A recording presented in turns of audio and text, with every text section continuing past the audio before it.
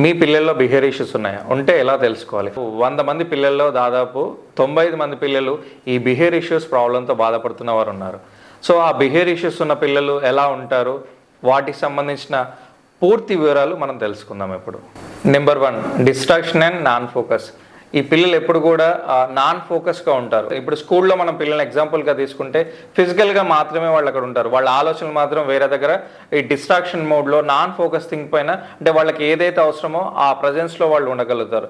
ఎప్పుడు కూడా ఈ నాన్ ఫోకస్ థింగ్, వాళ్ళకు ఒక స్పోర్ట్స్ సంబంధించిన అంశాలు కానీ తర్వాత చదువు సంబంధించిన అంశాలు వాళ్ళ ముందు పెట్టినప్పుడు కూడా సో వాటిని పట్టించుకోకుండా నాన్ ఫోకస్గా నెగ్లెక్ట్గా ఉంటారు. ఈ పిల్లలు ఈ డిస్ట్రాక్షన్ నాన్ ఫోకస్ సంబంధించిన అంశం కిందకి వస్తారు. Second point, lack of interest and motivation. So ఈ పిల్లలకి ఎప్పుడు కూడా ఏది నేర్చుకోవాలన్నా కానీ ఇంట్రెస్ట్ ఉండదు, తర్వాత మోటివేషన్ ఉండదు.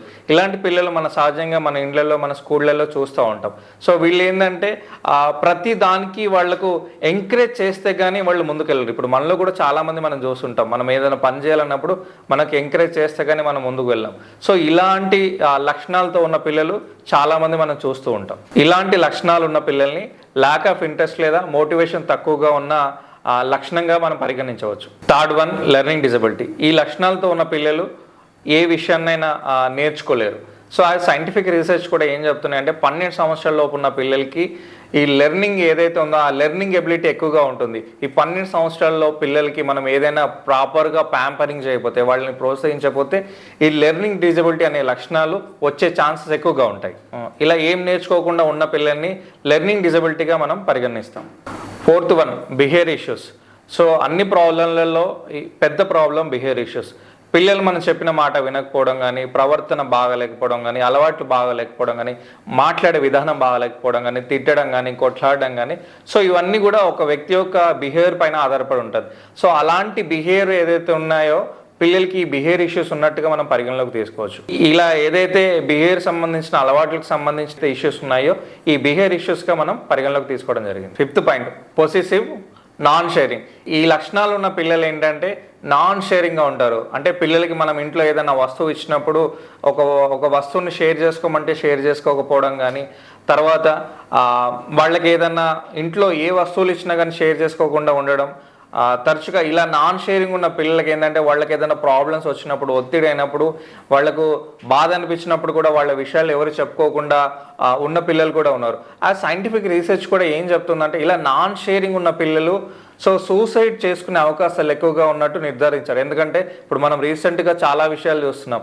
100కి 99 మార్క్స్ వచ్చినా కానీ 1 మార్క్ తగ్గిందని సూసైడ్ చేసుకునే అంశాలు చాలా చూసాం. ఎందుకంటే వాళ్ళకి సంతోషం వచ్చినా బాధ వచ్చినా ఎవరికి చెప్పలేరు.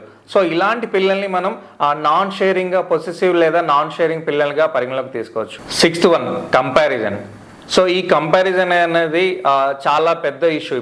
ఇప్పుడు ఉన్నటువంటి మెయిన్ ప్రాబ్లంలో పిల్లలు కానీ పెద్దలు కానీ ప్రతిదీ కూడా ఒక భూతద్దం పెట్టి చూస్తున్నారు. అంటే ఈ కంపారిజన్ లక్షణాలు ఎలా ఉంటాయంటే ప్రతి వస్తువు, పిల్లలకి ఏదైనా సైకిల్ కొనిచ్చామంటే ఈ సైకిల్ కలర్ బాగాలేదు, నాకు ఆ సైకిల్ కావాలని, బుక్ కొనిచ్చామంటే ఈ బుక్ బాగాలేదు, ఆ బుక్ కావాలని, ప్రతి ఒక్కటి వాళ్ళు కంపేర్ చేసుకుంటూ ఉంటారు. సో వాళ్ళకున్న దాంట్లో వాళ్ళకున్న టాలెంట్స్ని, వాళ్ళకున్న పొటెన్షియల్ని వాళ్ళు డెవలప్ చేసుకోకుండా వాళ్ళ దగ్గర లేదనే భావాన్ని వాళ్ళు డెవలప్ చేస్తూ, సో నా దగ్గర లేదు ఏదైతే ఉందో పక్క వాళ్ళ దగ్గర ఉందని ఒక పోలిక ప్రతి ఒక్క దాన్ని కంపేర్ చేస్తూ ఉంటాడు.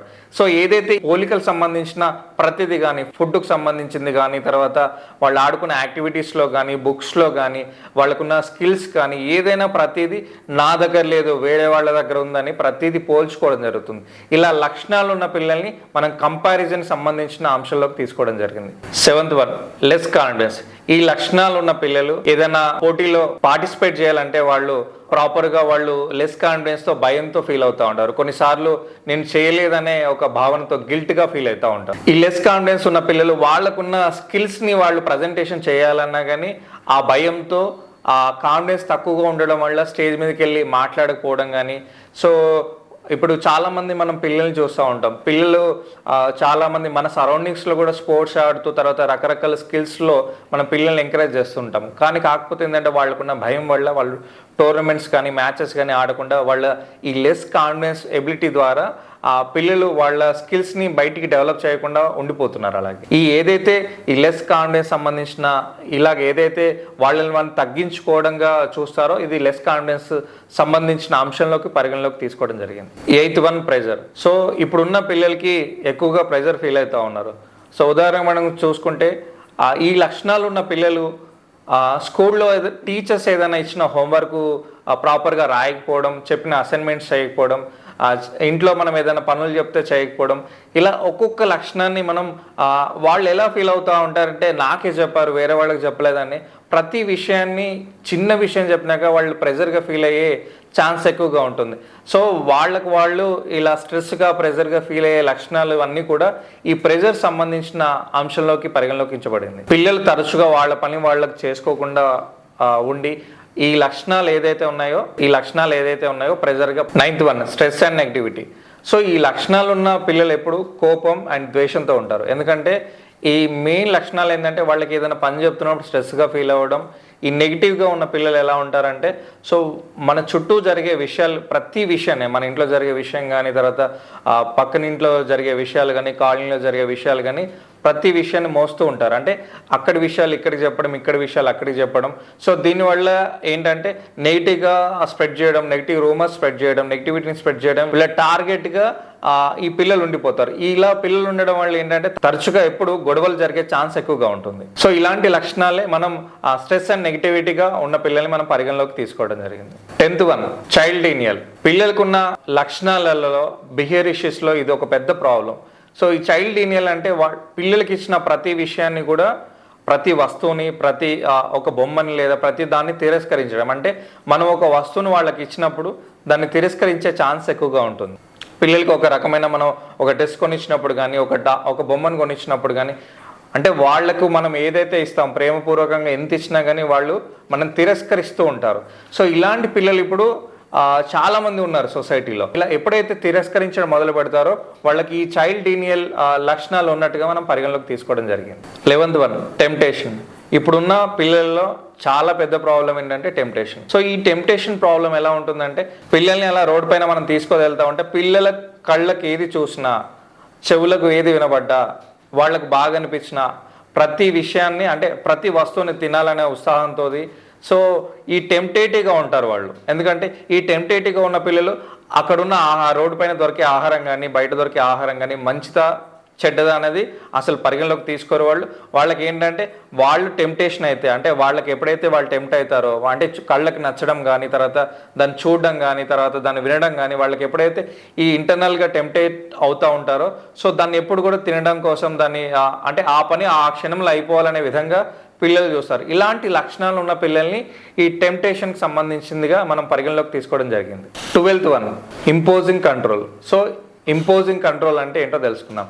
సో ఈ లక్షణం ఉన్న పిల్లలు అంటే ఎప్పుడు కూడా గొడవ పడుతూ ఒకరినొకరు కొట్టుకోవడం, సో ఇవన్నీ కూడా జరుగుతూ ఉంటాయి. ఉదాహరణకు మన ఇంట్లో మన పిల్లల్ని తీసుకుంటే మన ఇంట్లో ఒక టీవీ, ఒక రిమోట్ ఉంటే ఆ రిమోట్ కోసం ఇద్దరు కొట్లాడుకోవడం, ఇంట్లో ఫోన్ ఉంటే ఆ ఫోన్ కోసం ఇద్దరు కొట్లాడుకోవడం.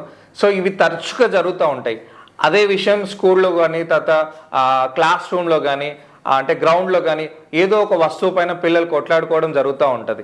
ఇలా ఉన్న లక్షణాన్ని మనం పరిగణలోకి తీసుకున్నప్పుడు ఈ ఇంపోజింగ్ కంట్రోల్ మోడ్లో ఉన్నారని మనం పరిగణలోకి తీసుకోవడం జరిగింది. ఇంపోజింగ్ కంట్రోల్లో ఉన్న పిల్లలు తరచుగా వాళ్ళకి నచ్చినట్టు ఎవరి మీద పడితే వాళ్ళ మీద కొట్లాడడం, అరవడం కానీ చేస్తూ ఉంటారు. ఎందుకంటే వాళ్ళకి కావాల్సింది ఏదైతే ఉందో వాళ్ళకి వచ్చే వరకు కూడా వాటి కోసం ఫైట్ చేసే లక్షణాలు ఎక్కువగా ఉంటారు. ఈ పిల్లలు ఏంటంటే చాలా మొండి పట్టుగా ఉంటారు. అంటే వాళ్ళకి కావాల్సింది ఎలాగైనా సాధించుకోవాలనే ఉద్దేశం మీద వాళ్ళని కొట్టడానికైనా వెనకాడరు. సో ఇలా ఈ అంశాలన్నీ కూడా ఇంపల్సింగ్ కంట్రోల్కి సంబంధించిన అంశాలుగా పరిగణలోకి తీసుకోవడం జరిగింది.